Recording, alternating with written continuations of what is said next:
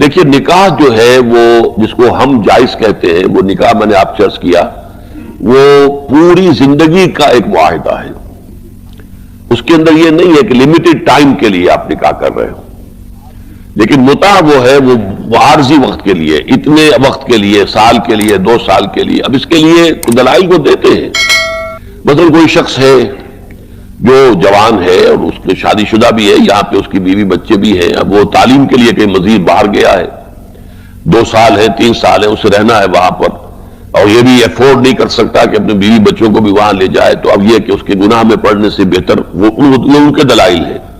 لیکن سوال یہ کہ شریعت کے اندر عقلی دلیل جو ہے وہ فیصلہ کن نہیں ہوتی، فیصلہ کن ہوتی ہے نقلی دلیل. جو چیز شریعت میں جائز ہے وہ جائز ہے، جو ناجائز ہے ناجائز ہے.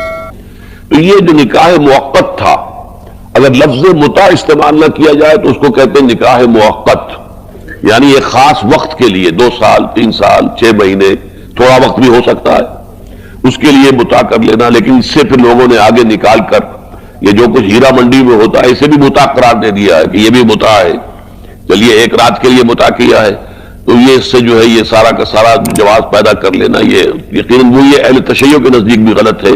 لیکن یہ کہ وہ تو پھر جب کسی قانون کو آپ نے جا کر تماشا بنانا چاہیں تو میں نے پہلی بھی مثالیں دی ہیں، طلاق کے معاملے میں بھی تماشا بن سکتا ہے، خذوا قرآن میں الفاظ آئے.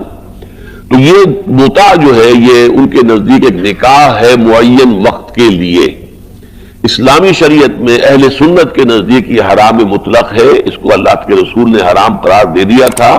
نکاح ایک ہی ہے، وہ وہی ہے کہ ساری عمر کا سنجوگ بعد میں نہیں کسی وجہ سے بنی اور طلاق ہو جائے، لیکن نکاح کے وقت جو ہے اس نکاح کا صحیح ہونا ہی اس کے ساتھ مشروط ہے کہ نیت ہو پوری زندگی کا نباہ کرنے کی.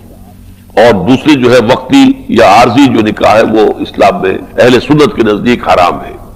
البتہ اس کی حرمت کا علم جو ہے عام طور پر زیادہ شائع نہیں ہوا تھا، تو حضرت عمر کے زمانے میں پھر سختی سے اس کو نافذ کیا گیا.